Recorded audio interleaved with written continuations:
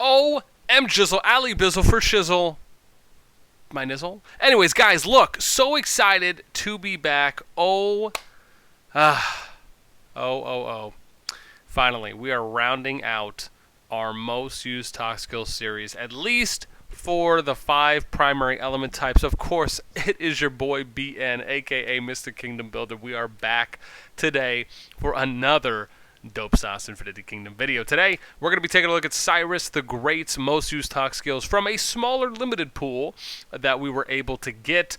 Very similar to when we were trying to pull data early on, even for Dido. And we just were not able to get as many, again, with Cyrus and Dido being negated. I can only imagine what Sinbad, a.k.a. Arash, is going to be like.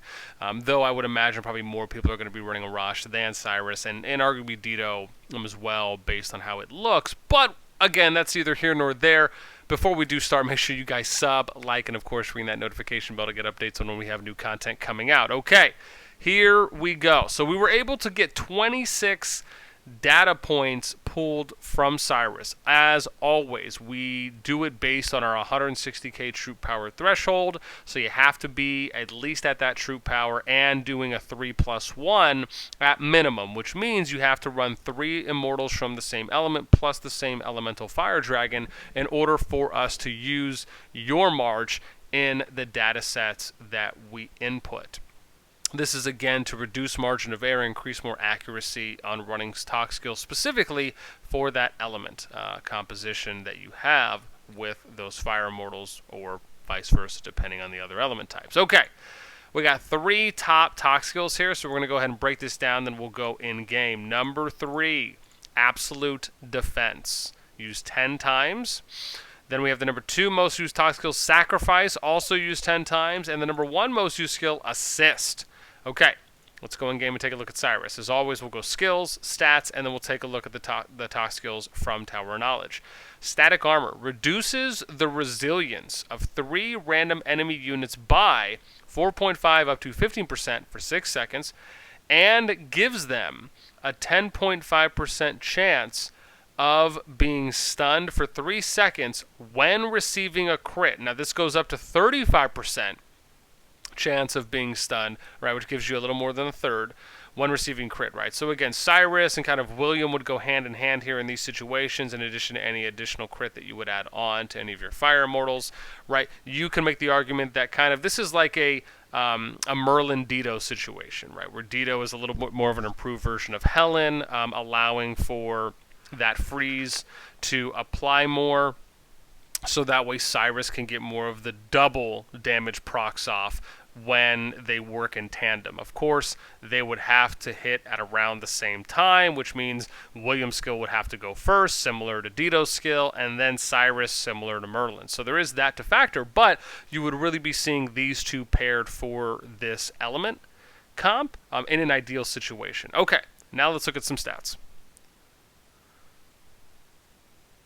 Strength is 27, intelligence 34. Okay, so this leans us more to believe that it's going to kind of go magic attack, physical defense, physical attack, kind of in that order, but being more magic attack focused. Again, on top of his skill not really doing any damage, right? It's more of reducing resilience and then giving a chance to crit, right, for anyone that does. Now that, of course, is aside from the normal crit rates that you would see as well with Immortals, right? Again, we're only talking about when the pair works together for him and William, how William can provide increased crit for all the Fire Immortals. Okay, let's go ToK, and let's take a look at these top 3 skills.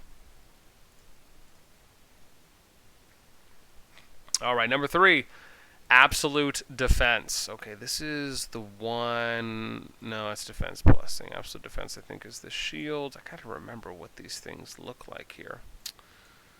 Here we go. Little bubble. Every 6 seconds after the battle starts, 15% chance up to 50% chance of entering a defense status that blocks the next 3 instances of damage for a maximum duration of 6 seconds. I actually like this skill. Again, you would arguably put this skill on, let's say, your squishiest, or it could be a squishy or a more highly sensitive immortal that you just don't want to get out as fast, because maybe you just want them to be able to output more damage, Maybe you just want them to be able to hit their skills more often. Again, right, I think this is kind of how you would look at using this type of a skill, is on someone a little bit more squishier, someone that you wanted to sustain a little bit longer throughout the fight. So again, I somewhat like this on Cyrus without kind of knowing what his level 40 kind of endgame stats are at. This, at least at face value, makes some sense. Now let's look at Sacrifice. After the battle starts, increases damage of 2 random allied units by 4.5% up to 15%, but reducing your damage by 4.5 up to 15%. Also has a 15% chance of increasing your initial energy by 100. Okay, so after the battle starts, increases damage of your 2 random allied units, right? That's the damage they do, but reducing your damage. Okay, so you increasing 2 random allies damage, but it reduces your individual damage, right? So it's a +2 -1. You're still getting a net positive.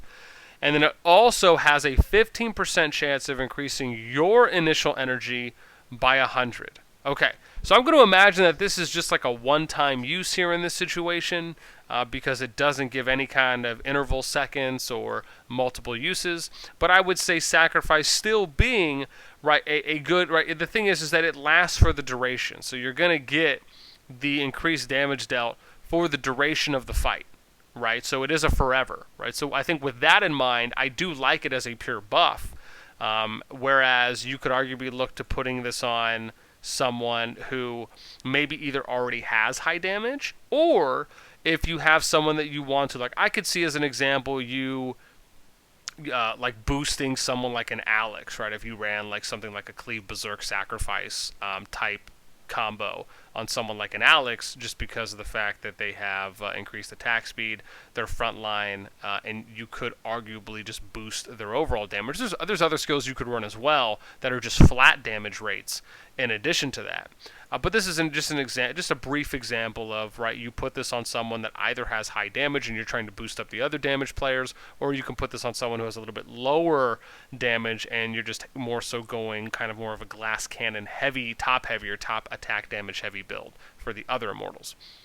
Okay, and now last one is going to be Assist.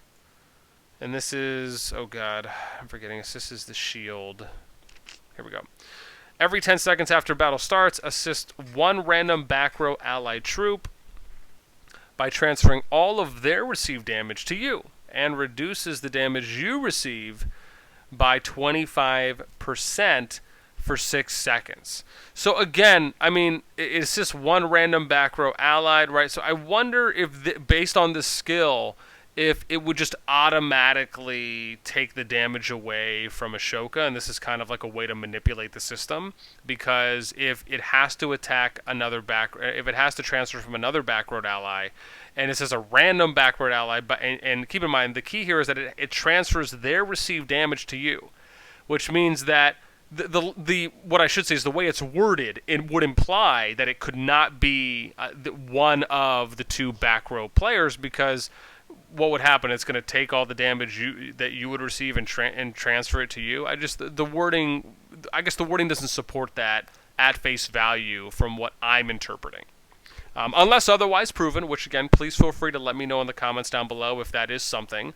But my soft assumption here is that you put this on the back row in your fire element, right, and you're taking the received damage that someone like an Ashoka would be receiving, and then it transfers to you in Cyrus, and you take less damage as well. I think when you combine that with the absolute defense, right, it makes a little bit more sense when you're running this type of a combo, because you will have a chance to take a little bit less damage for additional seconds outside of assists. Reduced damage that you take for 6 seconds as well. So you're kind of getting 12 seconds accumulative per each skill, I guess you should say, based on what it does. This one is every 10 seconds. So again, I like it I mean, I do. I guess I had to think about it a little bit more. But with that being said, that's going to round us out here for Cyrus the Great. As always, let me know what you guys are thinking in those comments down below. Do you like these top 3 most used ToK skills that we've seen with Assist, Sacrifice, and Absolute Defense? Do you like running other skills on Cyrus, right? Let me know anything and everything you're thinking down there below. That is it for us today. Until next time, as always, we'll catch y'all later.